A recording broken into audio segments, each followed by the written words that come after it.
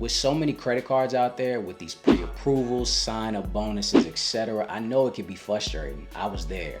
That's why in this video, I create a perfect step-by-step guide on how to help you choose your next credit card, no matter what point you are in your life and your credit card journey. So let's go over the details of the process to fill in some unanswered questions you and others have been wondering about this topic. So make sure you stay till the end to get the full guide. Let's dive in. Now, of course, we have to start in the beginning. So the first step is, where are you in your credit card game right now?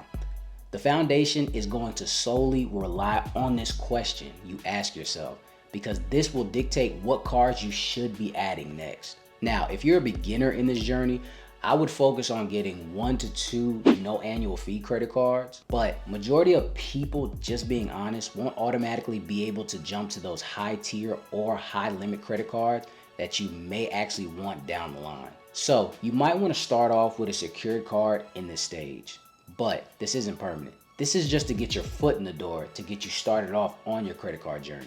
Now, if you are a little seasoned, then you probably have 2 or more credit cards under your belt that are building some solid credit history for you. So the cards that you can add to your setup are gonna look totally different from the people that are in the beginning stages. But if you're a master at this, have a strong credit profile, numerous credit cards, great credit history, then everything I said just literally went in one ear and out the other, because you're probably just applying for credit cards for the heck of it and just to get the sign-up welcome bonuses. This is the stage I'm striving to be. Very soon though, soon come. Also, one important thing I want you to understand here in the beginning stages of your credit card journey is that your statuses with these institutions whose cards you want to apply for in the future, you really need to understand the rules these lenders have when it comes to credit card applications before you start applying and adding cards. One of the #1 rules I keep in mind is, if you want to add any Chase card to your file, is that Chase 524 rule. And it states that if you've been approved for 5 or more personal credit cards in the last 24 months, then Chase will automatically deny you for your next credit card application with them. And I know you're probably thinking, man, I don't even know where I'm at in this 524 race. Then don't worry. You can just go over the past 2 years and add up the number of personal credit cards you've been approved for in that time span. Also, hard inquiries do not matter in the 524 rule. They only look at the number of new personal credit cards you've added to your credit report in the last 24 months. So, by knowing this information, this will tell you if you could be approved for Chase credit cards at the moment, or whether or not you should probably chill on the credit card applications until you get right back up under the 524 rule, which will happen when one of your cards start to age past the 2-year mark. So just be aware. So overall, if you want Chase, go after them first before anything, so you do not run into that issue, that 524 roadblock. Because theoretically, you do not want to be locked out of their graces due to cards you obtained over the 24 months. Now, there are multiple lenders that do have rules like this, but aren't as crazy, such as American Express. They have the 290 rule, which you can only apply for 2 cards within 90 days. And Capital One, where you have to wait 6 months in between credit card applications. So it's a good idea to read on these rules with all the lenders that you apply for, so you won't run into any headaches. So once you understand what categories your current cards cover and what you want your future cards to cover, you can simply start creating a map of those future credit cards you want and start cutting down the list of the credit card pool that you're choosing from.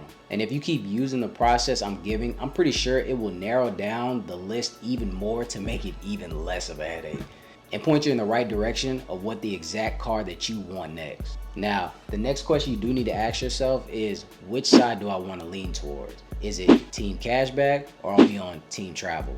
Now, in my opinion, I don't think it's a crime to have both, but when adding to your team of credit cards, dictate what the next card is going to be and what you want on your side. Since we are on the subject, we might as well break down the difference between the two: the travel path and the cashback path. The cashback path is going to be the most simple and easiest to understand out there, because everything that you purchase is going to be, well, in cashback form. So yeah, this can simplify your options a little, but it also does limit the upside of your points and what they can give you. So whenever you have a travel focused credit card set up, the upside from those points are going to be much higher than in cash back form, but it does take a little more research and effort to redeem those points. However, if you're like me and you don't like to pay for travel, without earning the points that I have used for travel, I honestly wouldn't have taken the trips that I've taken without my points. But rather than just having to pick a side of cash back or travel, I say there is a happy middle, and of course that would be called the transferable currencies. And transferable currencies can be used for the most part for travel currencies. So you can basically transfer all of your points to travel partners. Now, they are different than just travel points because there are cards out there that are mainly airline and hotel cards, and those cannot be transferred to other lenders. So those are more of a strict level travel currency as opposed to transferable currency. You got me?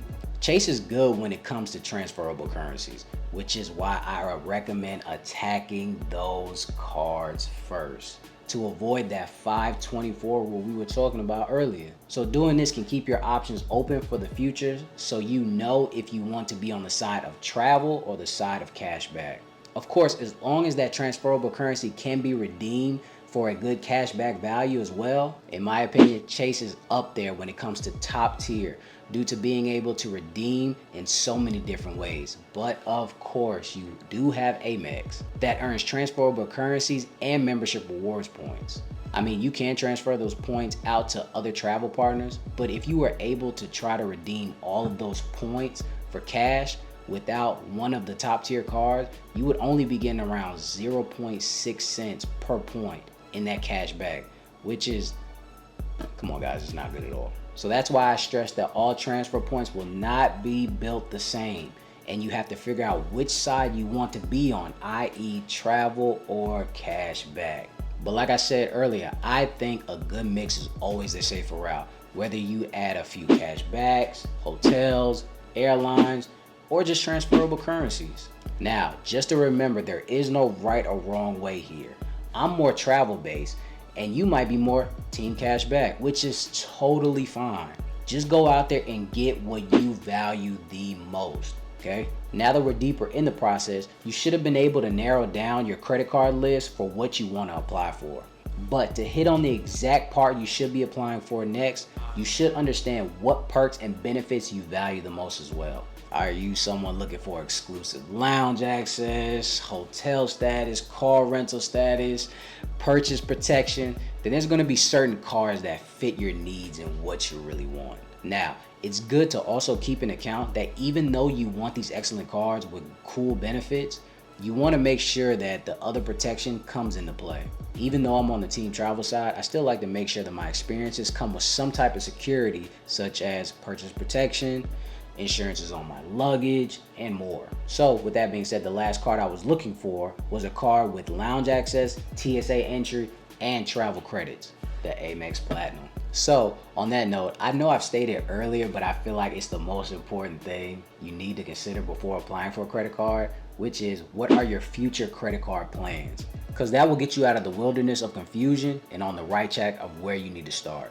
I know I've been applying for many credit cards recently, even though I have a lot in my wallet as of right now, but my journey will look completely different than yours, or someone who's okay with having just one or two cards with great benefits and rewards. So in a nutshell, you should use this video as a blueprint to go after every single sign-up bonus, cashback, travel you can get until you can't anymore. Also, if you have any strategies that you are implementing or you're going to do in the future, I want to hear about them in the comment section below. I don't know everything, so I know you guys could definitely put me on game, or somebody that also doesn't know, because there are limitless card strategies out there. I want to thank you guys for watching this, and until next time, ladies and gents.